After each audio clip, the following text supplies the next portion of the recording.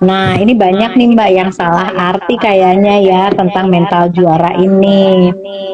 Jadi, mental juara itu adalah kemampuan seseorang untuk memahami dirinya, kemampuannya gitu ya, kemudian kelemahan-kelemahannya, dan dia bisa memanfaatkan apa yang dia miliki untuk meraih sesuatu yang memang dia targetkan gitu.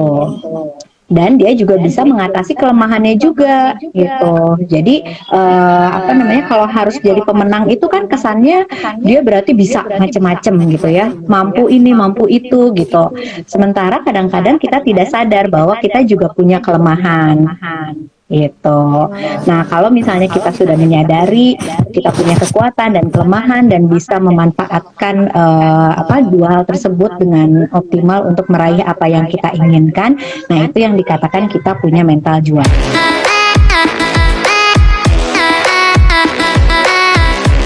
Manfaatnya ini banyak banget Mbak, terutama dalam ini ya, dalam mengembangkan diri gitu. Kan kalau kita tahu kan sebagai manusia itu kan kita harus terus berkembang ya, menjadi lebih baik lagi gitu.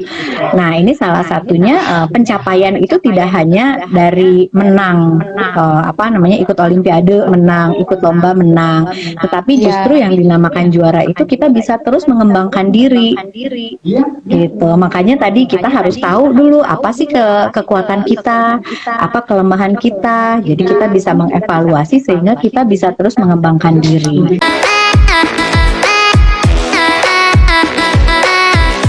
Yang pertama nih ya Mbak ya, karena tadi kan definisinya itu kan kita paham tentang diri. Iya. Jadi itu salah satu yang harus dimiliki oleh anak-anak. Dia dia tuh bisa aware gitu ya, aware tentang dirinya sendiri. Apa yang dia bisa, apa yang dia belum bisa, gitu ya, apa yang ingin dia raih, gitu.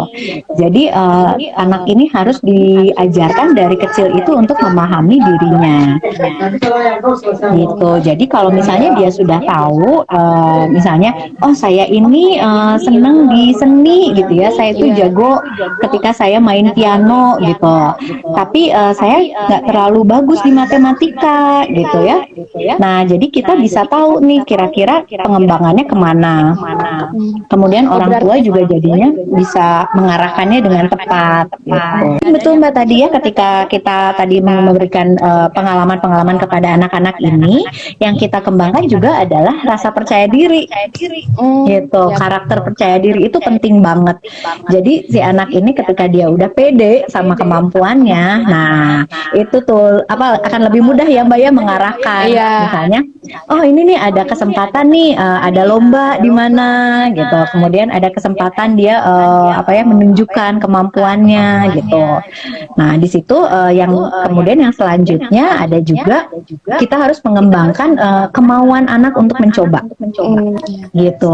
Jadi kadang-kadang anak tuh pede, tapi ketika dia disuruh mencoba sesuatu yang baru, misalnya mencoba kayak berkompetisi gitu ya, dia langsung nggak mau gitu ya. Nah, berarti kalau kayak gitu kita perlu lihat apakah betul dia sudah memahami kemampuan dirinya atau belum gitu.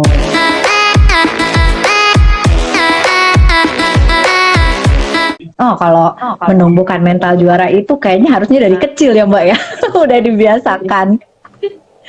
Jadi kalau kalau anak kecil dari usia dini sebenarnya itu penting untuk kita menginsight si anak kita itu untuk dia tahu kemampuan dirinya itu seperti apa. Gitu, misalnya waktu dia kecil kan suka ada anak lagi belajar ya Mbak ya, lagi belajar mengancingkan baju misalnya atau pakai baju sendiri gitu.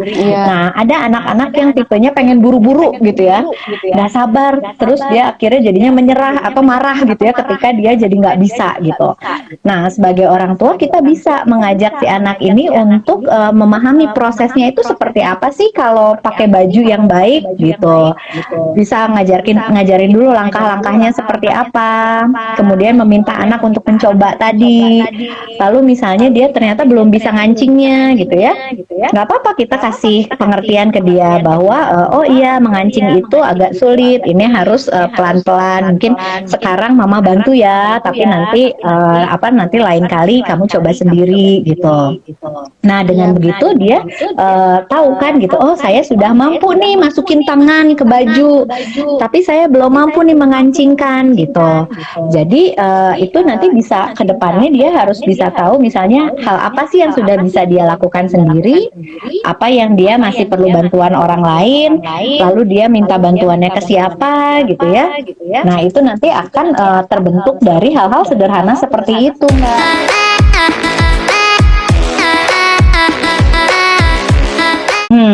Nah betul nih, kalau misalnya udah masuk masa sekolah nih ya, biasanya apalagi di SD, di sekolah formal itu kan ada tuntutan ya Mbak ya, tuntutan nilai pertama itu pasti, kemudian tuntutan misalnya kita kehadiran di sekolah gitu ya.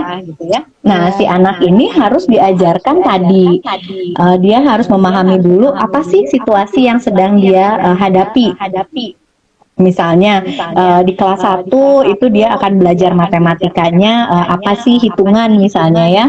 Nah itu nanti dia disiapkan untuk belajar hitungan. Kemudian ketika dia mulai belajar hitungan, itu bisa kita dampingi prosesnya. Misalnya dia ngerasanya sulit mama gitu ya, bantuin mama aja yang ngerjain gitu. Nah di sini peran orang tua untuk tadi memberikan masukan kepada anak. Gitu, seperti yang tadi Mbak yang dia belajar pakai baju itu ya. Kita ajarkan dulu langkah-langkahnya seperti apa. Kemudian nanti kita tanya yang menurut kakak masih susah yang mana ya gitu. Terus mau nggak kita belajar lagi gitu ya, kita dalemin lagi yang tadi menurut kakak masih susah. Terus latihan lagi ya, yang dia menurut dia belum bisa itu kita kasih latihan lagi, harus secara rutin. Jadi nanti kita lihat juga nih prosesnya, progresnya juga kita lihat. Misalnya, waktu itu dia masih bingung di bagian A. Nanti setelah kita evaluasi, kita ajarkan, lalu dia bilang, oh iya aku udah tahu nih mama sekarang cara mengerjakan yang ini. Nah kemudian dia jadi bersemangat gitu kan mengerjakan lagi seperti itu. Nah itu udah jadi salah satunya itu sudah menunjukkan mental juara Mbak. Gitu. Jadi dia nggak mudah menyerah, nggak apa-apa tuh langsung mama aku nggak bisa gitu ya. Mama bantuin dong gitu. Tapi dia sendiri jadi bersemangat, yang ini aku nggak bisa tapi aku tahu caranya diajarin sama mama gitu kan. Nanti dia mencoba lagi.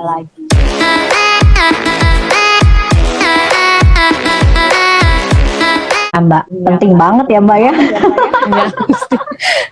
Apalagi tadi ya kalau kita berbicara stimulasinya kan dari usia dini. Jadi pasti ketika kita berbicara stimulasi usia dini itu pasti lingkungan itu sangat berperan penting.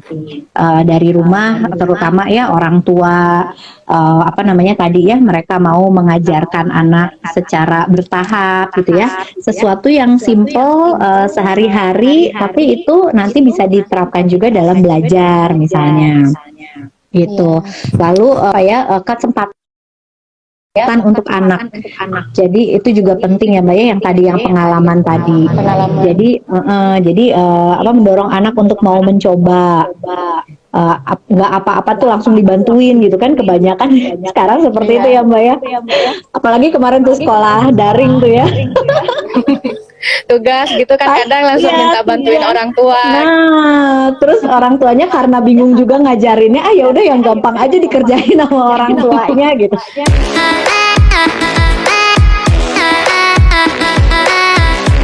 Kalau misalnya anaknya dia belajar rajin gitu ya, jadi nilai-nilainya bagus. Nah, itu kita perlu cari tahu apakah itu pernah dievaluasi atau enggak, gitu. Jadi si anak ini paham nggak sih? Jadi anak ini paham nggak sih kalau dia tuh sebenarnya mampu Jadi dia punya kemampuan yang melebihi dari teman-temannya gitu. Nah, itu perlu kita kasih tahu ke anak. Gurunya juga boleh ngasih tahu ya, misalnya wah kakak nilai-nilainya tuh lebih tinggi loh dari teman-temannya. Kakak tuh punya potensi loh, misalnya untuk mencapai nilai yang lebih bagus lagi, atau misalnya ikut lomba. Nanti kalau ikut lomba apa keuntungannya, itu juga perlu disampaikan dulu ke anak gitu. Jadi memang prosesnya, nah untuk perlombaan itu kan sesuatu yang beda lagi ya Mbak ya, tekanannya kan tinggi. Makanya tadi Mbak bilang mungkin tadi anaknya jadi malu, takut kalah, takut salah, karena selama ini dia ada di lingkungan yang biasa-biasa aja di sekolah gitu. Nah, untuk menyiapkan dia ikut perlombaan ya tadi, satu dievaluasi, kita kasih feedback ke anaknya gitu ya, bahwa dia punya kemampuan. Terus kita boleh kasih gambaran juga tentang perlombaan itu apa sih gitu, apa benefitnya untuk dia gitu kan. Terus ketika dia mau tapi masih ragu, nah kita juga harus bahas itu dengan anak. Apa sih yang bikin dia ragunya, takut salahnya atau malunya gitu. Nah, itu kita juga nggak boleh memaksakan ya Mbak ya, tetapi kita betul-betul mengikuti prosesnya. Kalau misalnya dia ngerasa takut salah, nah ini juga kita perlu kasih tahu kan, kalau misalnya takut salah itu kan kita harus mempersiapkan dulu. Kalau kita sudah mempersiapkan semuanya, kalau kita yakin kita mampu, ya berarti itu insya Allah nggak akan salah gitu. Kita mengerjakannya, kita akan bisa gitu.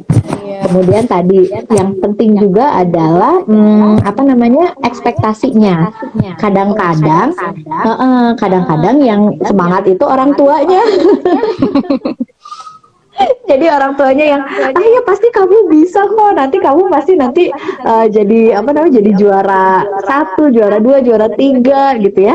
Sementara si anaknya masih nggak pede gitu. Nah, kalau misalnya masih seperti itu, orang tuanya juga harus ngerem diri ya.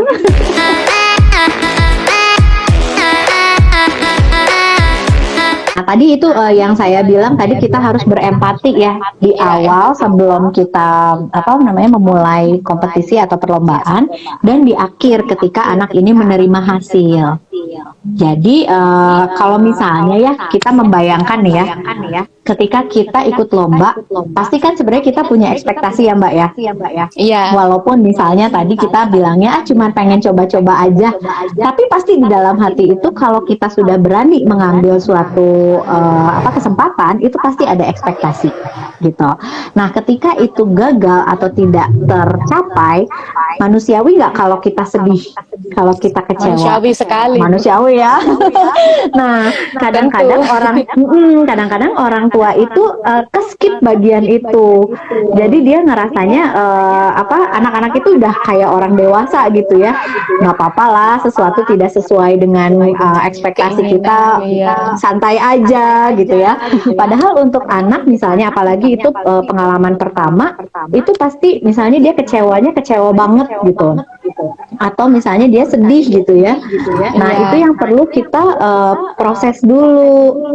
Jadi kita berempati kepada anak, kita tanya gimana tadi rasanya, apa yang kamu rasain gitu ya. Aku sedih karena aku nggak dapet juara gitu. Oke, tadi kamu emang bayangannya pengennya dapet juara berapa gitu. Terus ya aku pengennya sih juara 3, 1, 2 atau 3 deh, pokoknya dapet juara gitu kan. Nah, terus oh iya berarti kamu sedih, kamu kecewa mungkin karena apa yang kamu inginkan tidak tercapai. Itu yang kita namakan tuh banyak ya Mbak ya, kita sering dengar memvalidasi perasaannya anak gitu. Jadi si anak ini menerima, berdamai dengan perasaannya dulu, bahwa saya tuh sedih, saya kecewa. Mau dia nangis, mau dia misalnya ngambek gitu ya Mbak ya. Iya. Nggak apa-apa, kita kasih waktu dulu gitu. Kasih waktu, tetapi kita tetap mendampingi gitu. Kita berusaha memahami perasaan mereka. Nanti jika mereka sudah berhasil menguasai emosinya, sudah berhasil meregulasi emosinya, kita bisa masuk ke dalam evaluasi tadi. Jadi kira-kira ya apa ya yang bikin apa namanya kamu nggak berhasil gitu ya. Ya aku tuh tadi gugup banget. Jadi waktu di tengah-tengah tuh karena gugup aku jadinya blank gitu, ngeblank. Nah terus, nah di situ kita bisa kasih feedback. Oh ya, kalau kompetisi ada pressure itu pasti ada perasaan gugup, ada perasaan tegang gitu. Nah itu wajar, tetapi berarti kamu berarti mungkin belum terampil gitu ya untuk mengatasi si perasaan gugup tadi. Nah jadi untuk nextnya tugasnya salah satu si anak ini mengembangkan diri dalam hal tadi meregulasi ketegangan dia gitu. Jadi dia tahu ya apa yang membuat dia gagal istilahnya. Terus kalau misalnya pun dia merasanya nggak gugup, tapi ternyata dia ceroboh misalnya malah cepat-cepat ngerjainnya gitu kan? Iya, terus salah. Jadi salah. Begitu tua inget, wah tadi saya jawabnya salah gitu ya Bu. Kan kadang bikin rasa bersalah gitu sama menyesal gitu Bu. Betul. Nah itu nanti bisa kita kasih kita kasih ujangan-ujangan istilahnya ke anak. Tapi tadi setelah si anak ini menerima dulu gitu si kekalahannya, gitu. Dia mau sedih boleh dia mengekspresikan sedihnya ya, gitu. Supaya dia sendiri nggak semakin ngerasa tertekan. Iya. Kadang-kadang soalnya gini Mbak, dia udah lagi sedih gitu ya, terus udah gitu udah nggak apa-apa. Cuma lomba doang kok gitu ya orang tua gitu, nanti kamu pasti menang di selanjutnya gitu.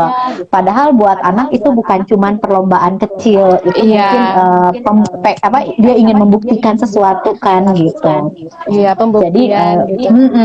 Jadi makanya si anak ini harus diajak dulu untuk dia menerima apa sih yang dia rasakan. Kita juga menerima apa yang dia rasakan.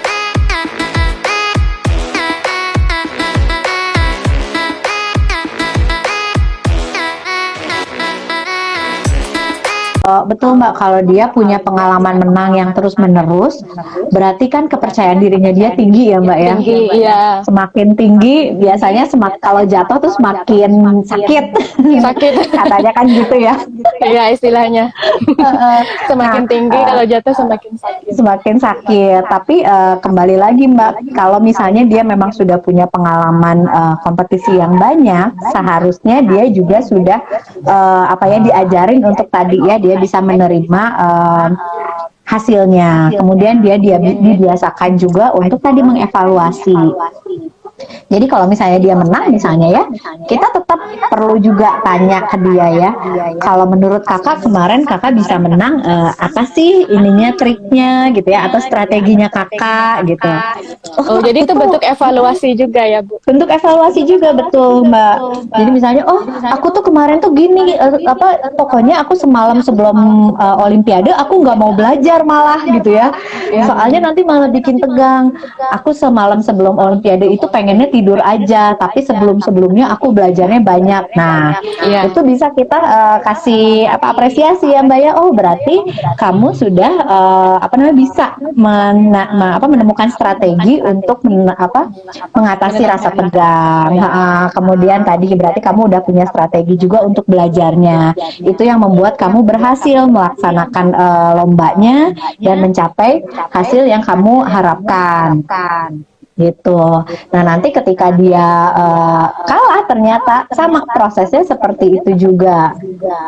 Bisa kita mengajak mereka untuk mengevaluasi diri. Kira-kira proses apa ya yang berbeda dengan yang sebelum-sebelumnya, sehingga kok yang ini kamu kayaknya lebih tegang gitu ya, atau jadinya tidak optimal mengerjakannya gitu.